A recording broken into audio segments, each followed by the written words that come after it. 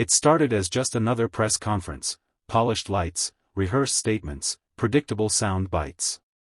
But within seconds, it turned into something no one in Washington was ready for. Nancy Pelosi, standing at the podium in her signature royal blue suit, adjusted the mic and gave her practiced smile. Cameras clicked like a swarm of insects, capturing every twitch, every blink. Then it happened. A young reporter from a conservative network raised his hand. His tone was polite, but the question carried a dagger's edge. "Madam Speaker, do you take any responsibility for the security failures on January 6th? The air thinned. Every camera zoomed in. Pelosi froze for half a heartbeat, not because she didn't have an answer, but because of how the question was framed. It wasn't curiosity. It was accusation. "Excuse me," she said, her voice cutting through the silence. The reporter repeated the question, this time louder. "Some are saying your office delayed the National Guard response that day. Were you aware?" Her jaw tightened. A flash of anger passed through her composure.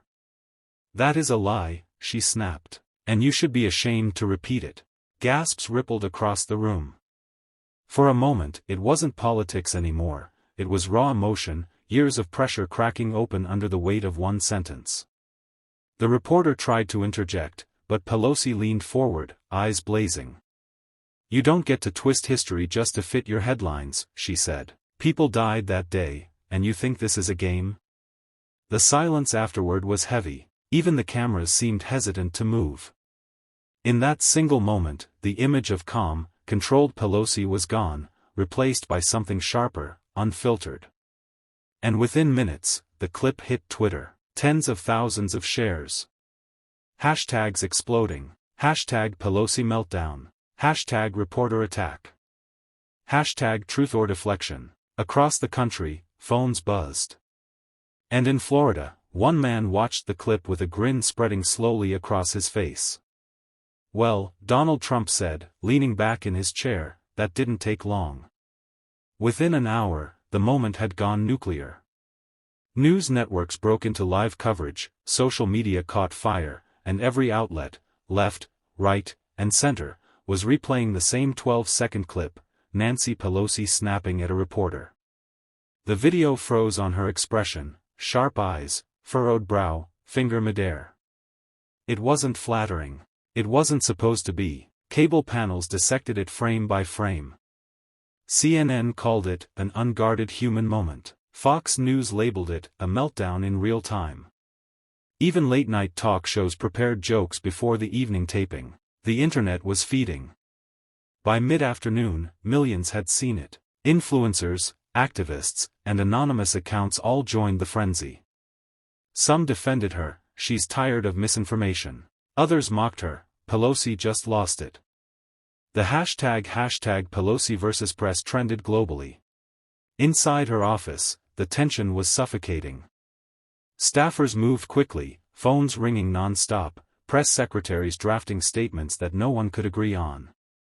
Pelosi sat quietly at her desk, watching the clip play again on a muted screen. Her aide, Clara, hovered nervously.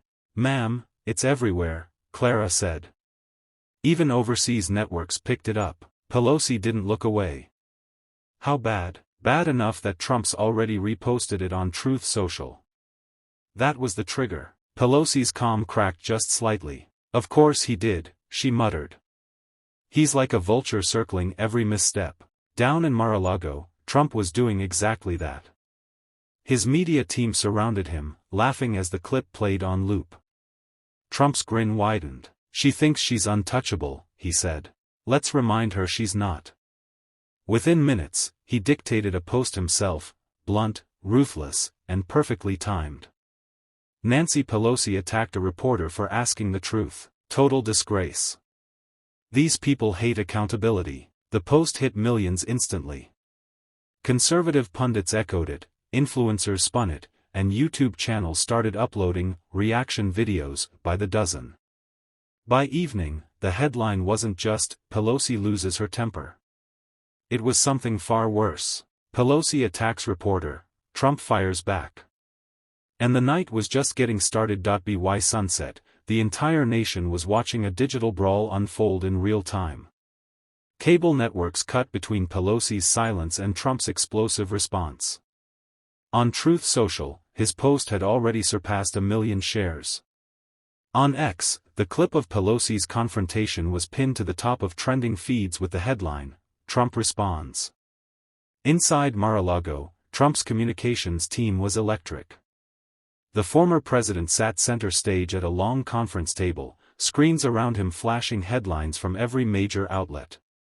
His advisors scrambled to keep up with the momentum, but Trump didn't need prompting, this was his element. "She gave us the perfect opening," he said, tapping the table. "We don't have to exaggerate a thing. Just let her temper do the talking." He ordered his team to cut a 30-second montage, Pelosi snapping at the reporter, followed by her walking away under flashing lights.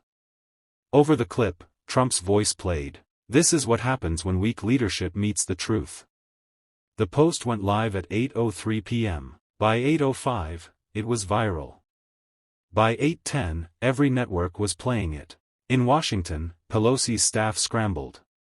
Phones rang off the hook. Her communications director, exhausted, looked at the data feed in disbelief.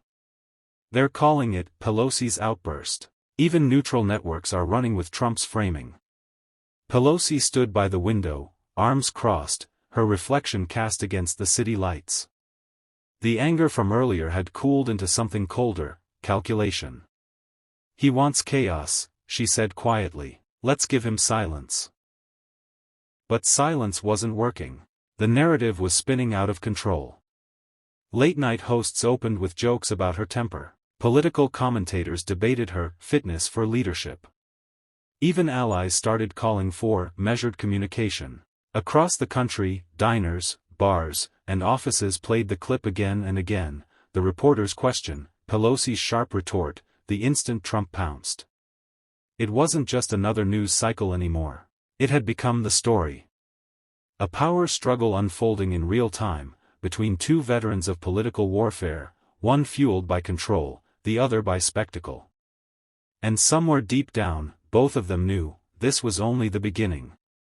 Morning came heavy over Washington, gray skies, heavier headlines. Every newspaper led with the same photo, Pelosi, mid-glare, hand raised, frozen in the instant she snapped. The caption underneath read, "Speaker under fire after on-air clash." Outside the Capitol, camera crews were already waiting. They weren't there for policy updates. They were hunting emotion, an apology, a reaction, anything that could fuel another 24 hours of chaos. Inside, aides moved like ghosts through the marble halls, whispering into phones, trading updates from social media dashboards like battle reports. Pelosi's communications team had been awake all night, crafting a response that walked the razor's edge between strength and contrition. At 9 a.m., they gathered in her office, coffee cups everywhere, tension hanging thick. "We can't ignore it," said Clara, her press secretary. "If we stay silent, Trump defines the narrative. He already is." Pelosi looked up from her papers, her voice calm but cold. "If I apologize for defending myself, I hand him exactly what he wants, a victory clip." Clara hesitated. "Then what's the move?" Pelosi took a slow breath. "We shift focus. We remind people what started this, the lie he spread." The January 6th question wasn't journalism, it was provocation. At that exact moment, across the country in Florida, Trump was live on air. He sat beside a friendly conservative host, smiling like a man who had already won. "Look, I just asked the questions everyone's afraid to," he said. And she couldn't handle it. She blew up. "That's who these people are, they lose it when they're told the truth." The crowd in the studio cheered. The clip went online minutes later. By noon, "Pelosi Loses It" had hit 50 million views. But Pelosi wasn't backing down. At 3 p.m., she walked onto the Capitol steps for her scheduled briefing, no teleprompter, no notes. Reporters fell silent as she began. "You can question my politics," she said, "but not my integrity. I stood my ground. I will again." The cameras flashed. Her voice didn't tremble. The image was powerful, but so was the storm waiting online. Because back in Mar-a-Lago, Trump had already recorded a video message of his own. And this one wasn't just a response. It was an escalation.by evening. The political battlefield had shifted from the Capitol steps to the digital front lines. Trump's team was ready to strike again, and this time, it wasn't just about words. In a gold-trimmed office at Mar-a-Lago, Trump sat in front of a teleprompter, but he barely glanced at it. Cameras rolled. Lights flared. He spoke straight from instinct, sharp, mocking, calculated. Nancy Pelosi didn't just lose her temper, he began. She attacked a reporter for asking a question millions of Americans want answered. If that's leadership, we're in trouble. The tone was flawless for his base, righteous anger mixed with showmanship. Within minutes, the video went live across all his platforms. His followers amplified it like a synchronized army. Hashtags multiplied. Hashtag Pelosi meltdown. Hashtag truth hurts Nancy.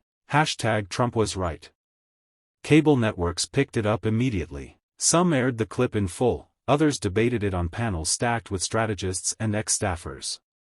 Every second of airtime pulled more eyes toward Trump's narrative, that Pelosi had snapped under pressure. Meanwhile, in D.C., Pelosi's team was falling apart under the weight of optics. Every attempt to reframe the story failed. When they released a written statement condemning sensationalized journalism, it only made things worse. The internet mocked it as tone-deaf. Inside her office, Pelosi sat quietly, watching Trump's speech replay on the muted TV. The image of him, smug, confident, basking in the glow of applause, hit her harder than she wanted to admit. "He's not answering the question," she said softly. "He's turning it into theater." Her chief of staff looked up. "That's what he does. And he's winning the optics game." Pelosi leaned back in her chair, eyes cold. "Then maybe it's time we stop playing defense." That night, she met privately with her communications director and two trusted allies. The plan was simple, controlled, but bold. Tomorrow, she'd go back on camera. Not to apologize, not to explain, but to strike back, strategically, calmly, and with facts no one could spin. As the city lights of Washington flickered outside her window, she knew what was coming next wouldn't just be about reputation. It would be about reclaiming the narrative, before Trump buried it completely. Morning broke over the Capitol like a drumbeat. Every outlet buzzed with anticipation. Pelosi had announced a live press briefing, her first since the confrontation. Cameras lined the corridor outside her office hours before she arrived.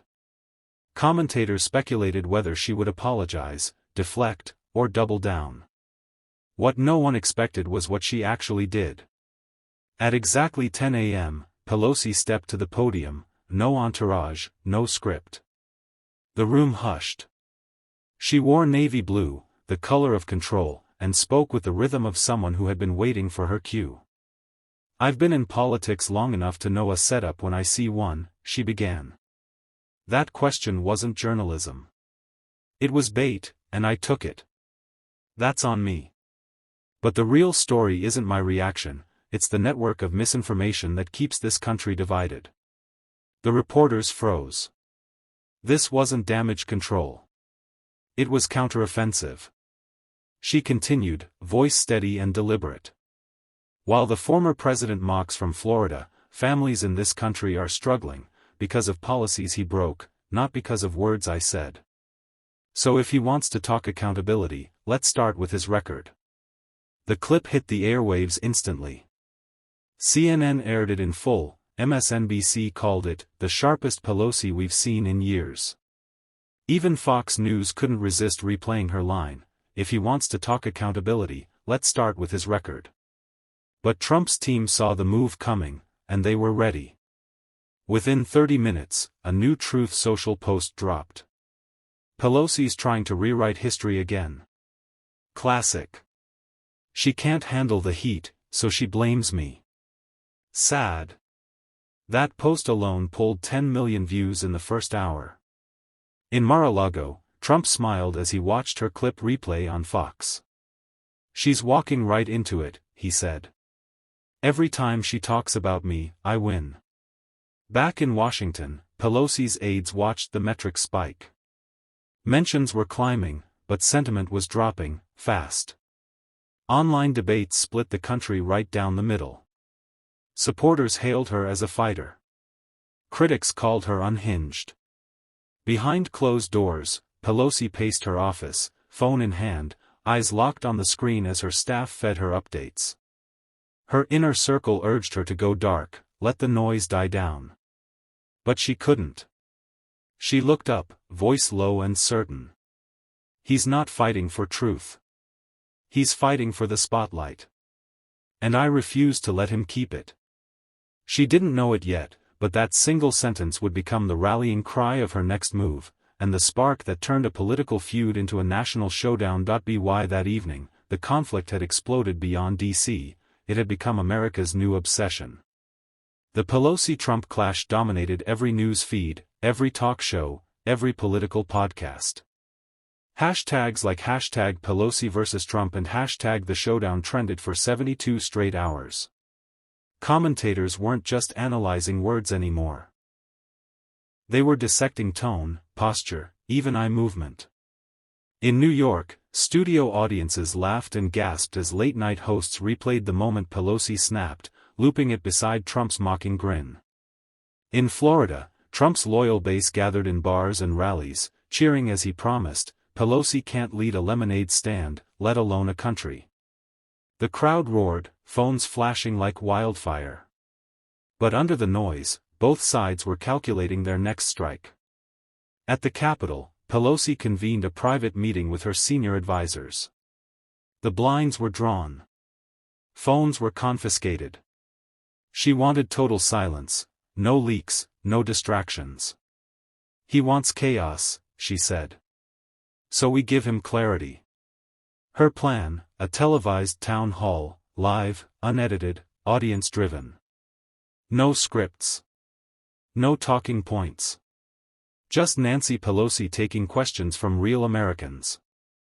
If he thinks I'm afraid of cameras, she added, let's prove him wrong. When word leaked of the event, Trump's response was instantaneous. Pelosi's doing damage control again. She's fake, folks, completely fake. Maybe she should take a lie detector instead. The Post went nuclear. Within minutes, clips of his remarks were stitched into TikToks, memes, and political ads. His campaign used her press conference footage as the backdrop for new fundraising videos. It was war by algorithm. Meanwhile, Pelosi's team began prepping the stage at Georgetown University's auditorium. Lights, podium, open mic, everything designed to look unscripted but perfectly managed. Her message was clear: transparency. That night, when she walked onto the stage, the crowd erupted. The energy was electric, supportive but charged with expectation. She took the mic, smiled faintly, and said, "Let's talk like adults, not like headlines." The audience leaned in. Cameras rolled. Across America, millions watched, waiting to see if she could turn the storm around. But what Pelosi didn't know was that Trump's media team had already spliced a clip of her earlier outburst into a live ad airing on several networks during her broadcast. As she spoke of integrity, viewers on the next channel were seeing her shouting at the reporter. Two narratives. One country.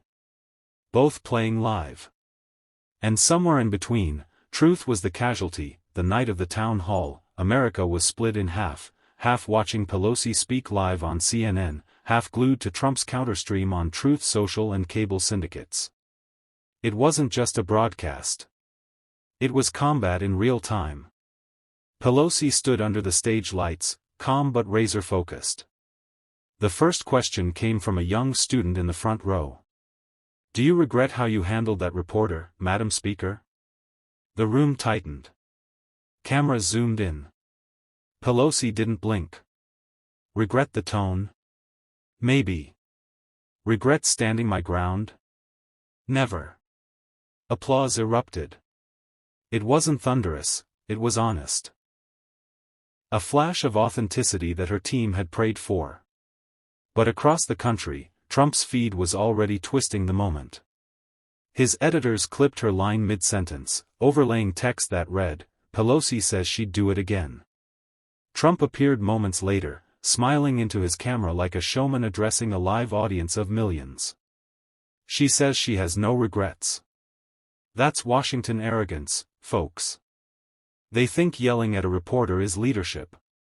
In Mar-a-Lago's control room, his staff watched engagement metrics spike off the charts, hearts, comments, donations flooding in by the second. Every word Pelosi said became content for him to weaponize. Meanwhile, her team backstage was scrambling. A junior staffer held up a tablet showing the parallel feed. "They're streaming over us," he whispered. Pelosi's communications chief clenched her jaw. "Let them. If he wants the circus, we'll give him contrast." Back on stage, Pelosi shifted gears. "You know what the real question should be," she said, leaning closer to the audience. "Why are we still debating leadership with someone who lost the trust of this country, twice?" It was surgical. The audience gasped, then erupted. Twitter lit up within seconds. Even neutral networks called it a clean hit. But on Trump's side, fury replaced amusement. He slammed his palm on the desk. "She wants to talk about trust? Ask the American people who they trusted to fix the economy. Ask them." The control room went silent. His media advisor whispered, "We can turn this into a rally moment. Want to go live again?" Trump nodded. "Right now." Within minutes, his new live stream went up with the title, "Pelosi versus the People." The digital crossfire was total. Screens across the nation flickered between two feeds, Pelosi defending, Trump attacking, the country trapped in a duel of narratives. And yet, beneath the roar of clashing sound bites, one truth simmered: both sides were now prisoners of their own performance. The press room was now a storm of noise and flashes. Reporters shouted questions, cameras clicked non-stop, and Pelosi tried to regain her composure, but the damage was done. Her angry outburst had gone viral within minutes. Social media exploded, clips, memes, and hashtags flooded every corner of the internet.